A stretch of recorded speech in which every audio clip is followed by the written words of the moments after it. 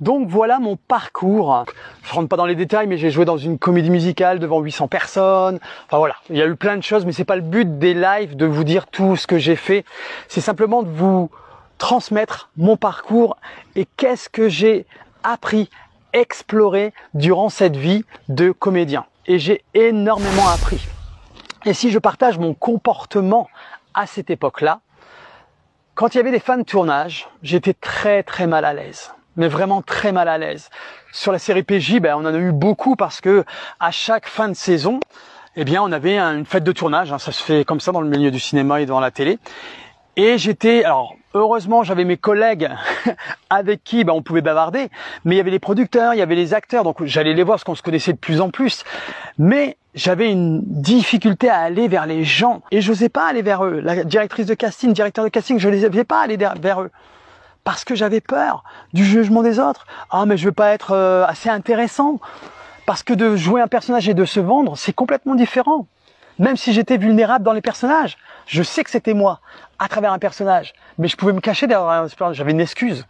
Mais là, quand on était hors jeu, on m'entendait plus.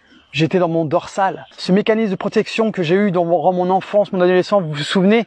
Les insultes, etc. Et j'ai fait le choix de me cacher, donc il fallait que je me cache. Ça se réactivait. Mais à l'époque, j'en avais pas conscience encore de ça. Et donc, j'ai loupé plein de choses. Peut-être. Je sais pas. Et c'est pas grave. Mais vous voyez, à l'époque, j'avais vraiment ce dominant qui était le dorsal. Dans des situations où j'étais avec des personnes que je ne connaissais pas vraiment. J'étais très mal à l'aise. Mais vraiment, s'il y avait un trou de souris, j'aurais foncé. Je le disais toujours. Et sur le plateau de tournage, sur PJ, Gérard Vergès, j'ai beaucoup travaillé, et Claire de La Rochefoucauld. C'est toujours Gérard qui me le disait souvent, il me disait « Mais Pierre, quand tu es devant la caméra, tu veux aller trop vite. Parce qu'au cinéma, il faut ralentir un petit peu quand on fait un passage devant une caméra ou quand on fait une action. Mais comme, inconsciemment, mon système nerveux, j'étais mis en avant devant la caméra, devant un public. Donc, mon sympathique s'activait un maximum. Maintenant, je le sais avec le recul, c'est pour ça que je vous le partage. Et du coup, j'allais très vite. Et des moments, Gérard m'a dit, mais Pierre, va doucement, tu vas trop vite. Laisse place aux choses, laisse le spectateur aller vers toi. Et vous voyez, déjà à l'époque, il y avait ça. Et j'en ai pris conscience maintenant avec le recul. Parce que je l'entends encore, Gérard, me dire ça.